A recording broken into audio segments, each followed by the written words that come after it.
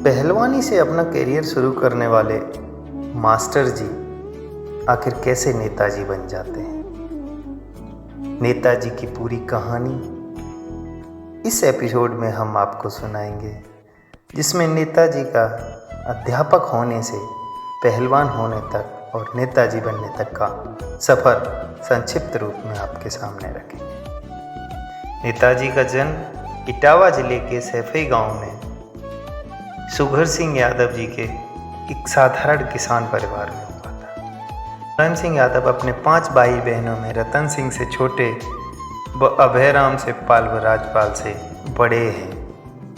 Professor Ram Gopal इनके चचेरे भाई हैं। पिताजी इन्हें पहलवान बनाना चाहते थे, किंतु पहलवानी में अपने राजनीतिक गुरु चौधरी नत्थू सिंह को इन्होंने इतना प्रभावित किया कि उन्होंने इन्हें राजनीति में लाने के लिए पुरजोर शुरुआत कर दी। राजनीति में आने से पहले मुलायम सिंह यादव आगरा विश्वविद्यालय से राजनीति विज्ञान में एमए किया और बीटी करने के उपरांत इंटर कॉलेज में प्रवक्ता नियुक्त हुए। सक्रिय राजनीति में रहते हुए उन्होंने नौकरी से त्यागपत्र दे दिया था। मुलायम सिंह यादव उत्तर भारत के बड़े समाजवादी और किसान नेता हैं। एक साधारण किसान परिवार में जन्म लेने वाले मुलायम सिंह यादव अपना राजनीतिक जीवन उत्तर प्रदेश में विधायक के रूप में शुरू करते हैं। ये दौर था समाजवादी का दौर, जब लोहिया पूरे भारत में समाजवाद की जोत जला रहे थे।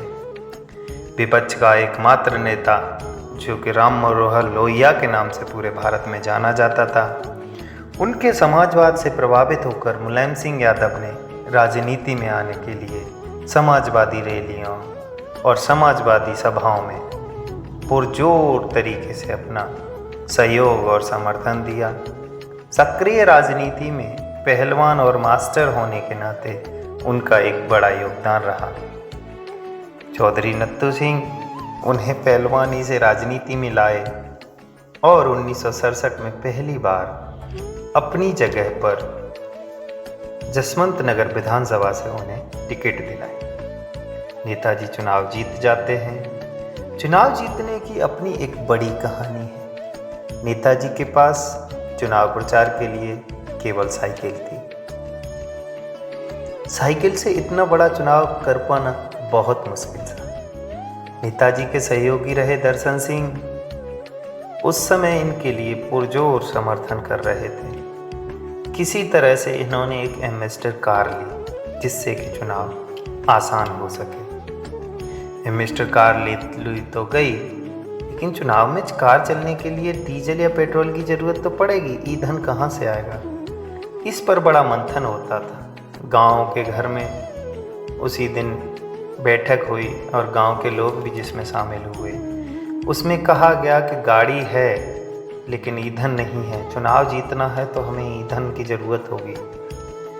जिसमें गांव के सभी बुजुर्गों ने अपने गांव के सदस्य होने के नाते नेताजी के लिए एक टाइम का खाना कम करने की पेशकश की, जिससे कि बचे हुए अनाज से उसे बेचकर नेताजी की गाड़ी के लिए ईंधन लाया जा सके। सर्वसम्मति से इस प्रस्ताव को पारित करते हुए नेताजी की एम्बेसडर इलेक्शन में दौड़ने लगी। चुनाव नेताजी बहुत अच्छे तरीके से जीते। समाजवादी नेता रहे रामसेवक यादव के ये प्रमुख अनुयायी थे, शिष्य थे। इन्हीं के आशीर्वाद से विधानसभा सदस्य के रूप में ये चुने गए और उसी वर्ष मंत्री बन गए। राम मनोहर लोहिया की पार्टी में एक बड़े रोल के रूप में इन्होंने बहुत कार्य किए। लोहिया जी की मृत्यु के बाद उनकी पार्टी कमज़ोर पड़ने लगी। फिर उत्तर प्रदेश में चौधरी चरण सिंह का बोलबाला हुआ। उनके दल ने उत्तर प्रदेश में अच्छे खासे किसानों को प्रभावित कर अपनी ओर खींचा। क्योंकि चौधरी चरण सिंह एक बड़े किसान नेता थे, जो कि पश्चिमी उत्तर प्रदेश पर अच्छी साख रखते थे। नेताजी ने चौधरी चरण सिंह का साथ लिया और चौधरी चरण सिंह उन्हें नन्हे नेपोलियन कहते थे। आखिर नेताजी भी किसानों से संबंधित थे, किसानी परिवार से थे, तो वह भी किसानों के उतने ही प्रसिद्ध नेता बनते चले गए। चौधरी चरण सिंह अपने साथ नेताजी को हमेशा आगे लाए। 1992 में चौधरी चरण सिंह के बाद उन्होंने अपनी पार्टी बनाई, जिसका नाम रखा समाजवादी पार्टी। समाजवादी पार्टी से वे 3 बार मुख्यमंत्री रहे। उन्होंने उत्तर प्रदेश के एक बड़े राज्य के मुख्यमंत्री के रूप में अपने 3 कार्यकाल किए। इसके अतिरिक्त वह उत्तर प्रदेश के अतिरिक्त केंद्र सरकार में भी रक्षा मंत्री बने। उत्तर प्रदेश में यादव समाज के सबसे बड़े नेता के रूप में मुलायम सिंह यादव की अपनी पहचान है। उत्तर प्रदेश में सामाजिक सद्भाव को बनाए रखने में मुलायम सिंह ने बहुत बड़ा योगदान दिया। मुलायम सिंह की पहचान एक धर्मनिरपेक्ष नेता की है। उत्तर प्रदेश में उनकी पार्टी समाजवादी पार्टी को सबसे बड़ी पार्टी माना जाता है। उत्तर प्रदेश की सियासी दुनिया में मुलायम सिंह को प्यार से नेताजी कहा जाता है, जो कि सर्वसम्मति से भारत में भी उन्हें नेताजी के नाम से सम्मानित किया जाता है। मुलायम सिंह यादव ने उत्तर प्रदेश में अन्य पिछड़ा वर्ग समाज का सामाजिक स्तर ऊपर करने में महत्वपूर्ण भूमिका निभाई है। सामाजिक चेतना के कारण उत्तर प्रदेश की राजनीति में अन्य पिछड़ा वर्ग को महत्वपूर्ण स्थान है।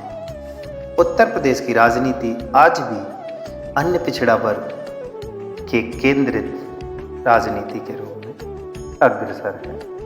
अब चाहे केंद्रीय दल भाजपा हो या अन्य दल हो, वो सब अन्य पिछड़ा वर्ग की राजनीति पर सियासी दांव चलते हैं।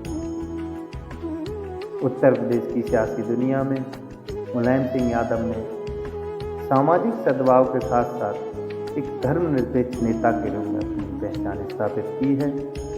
समाजवादी पार्टी उत्तर प्रदेश में सर्वहित में कार्य करने वाली पार्टी के रूप में उनके द्वारा स्थापित की गई। 2012 के चुनाव में समाजवादी पार्टी को पूर्ण बहुमत की सरकार बनाने का मौका मिला, जिसमें मुलायम सिंह यादव ने अपने पुत्र अखिलेश यादव को प्रदेश की बागडोर सौंपी।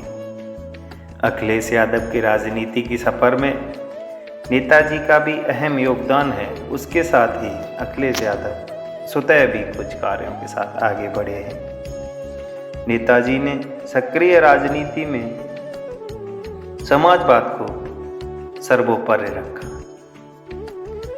1996 की लोकसभा में मैनपुरी से सांसद चुने गए मुलायम सिंह यादव देश के रक्षा मंत्री बने। उस अल्पकालीन सरकार में ऐसा कहा जाता है कि रक्षा मंत्री होते हुए मुलायम सिंह ने बहुत अच्छे कुछ निर्णय लिए, जिनमें से एक निर्णय था किसी भी शहीद के शव को उसके घर वालों के सुपुर्द करना। इस निर्णय की प्रशंसा आज भी गांव देहात के लोग बड़े प्रशंसा के साथ करते हैं। मुलायम सिंह यादव लालू प्रसाद यादव और शरद यादव से कुछ राजनीतिक विचारधाराओं में अलगाव होने के कारण 1996 की सरकार में प्रधानमंत्री की दौड़ से पीछे हो गए थे। ये राजनीतिक दाव पेच थे, जहां पर केंद्र में अन्य पिछड़ा वर्ग के नेताओं का प्रतिनिधित्व बढ़ रहा था। उस दौर में केंद्रीय राजनीति में HD देवगौड़ा वाली सरकार में वो रक्षा मंत्री बने थे। सरकार ज़्यादा दिन नहीं चली थी। कांग्रेस से वह नज़दीक थे, लेकिन जब समय आया तब उन्होंने कांग्रेस से दूरी भी बनाई। अगर कोई विचारधारा में द्वंद्व है तो नेताजी कतई ये बर्दाश्त नहीं करते थे और निर्णय लेने में कोई उन्हें कोताही नहीं दिखती थी। उत्तर प्रदेश के 2002 के चुनाव में उन्होंने 391 सीटों पर अपने उम्मीदवार खड़े किए, जबकि वहीं पिछले 1996 के चुनाव में उन्होंने 281 सीटों पर ही चुनाव लड़ा। मुलायम सिंह यादव राष्ट्रवाद, लोकतंत्र और समाजवाद के साथ साथ धर्मनिरपेक्षता के सिद्धांत पर अपने अटूट विश्वास को जारी रखते हैं। भारतीय राजनीति में उन्होंने शोषितों, पीड़ितों और वंचितों की बात हमेशा आगे रखी है। लोकसभा सदस्य के रूप में उत्तर प्रदेश की किसी भी जनसभा में कम से कम वह 50 लोगों के नाम लेकर मंच से बुला सकते थे। वो एक ऐसे नेता थे जो जमीनी अधिक थे। उन्होंने कभी भी अपनी राजनीति को हवा हवाई नहीं रहने दिया। वो जहाँ भी जाते थे वहाँ के कार्यकर्ताओं को उनके नाम से पुकारते थे।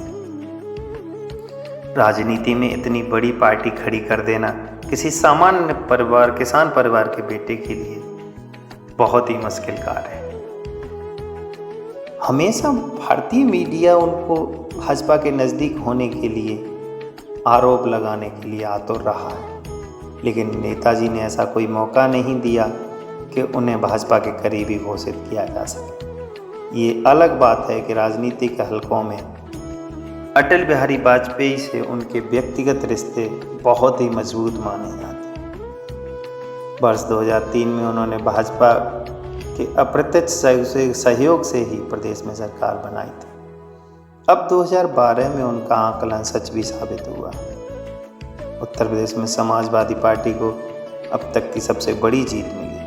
45 मुस्लिम विधायक उनके दल में थे। मुलायम सिंह यादव किसी भी पहचान के मोहताज नहीं। आज की राजनीति में चौधरी चरण सिंह के दल से लेकर लोहिया तक के दल में उन्होंने अपनी भूमिका को अपनाया है। वो चाहे जनता की सरकार हो या फिर चौधरी चरण सिंह का उत्तर प्रदेश में राजनीतिक सफर। चौधरी चरण सिंह उन्हें नन्हे नेपोलियन कह के पुकारते थे। चौधरी चरण सिंह किसानों के एक बड़े मसीहा के रूप में उत्तर प्रदेश ही नहीं बल्कि समूचे भारत में जाने जाते हैं। लेकिन उनके अनुयायी के रूप में मुलायम सिंह यादव किसानों के सर्वहितैषी नेता रहे हैं और उन्होंने राजनीति में किसानों के लिए जो कार्य किए हैं वह उनके आने वाली पीढ़ियों में याद रखा जाएगा। मुलायम सिंह यादव भारतीय राजनीति का एक ऐसा चेहरा है जिसे हर दल, हर वर्ग, हर समाज सम्मान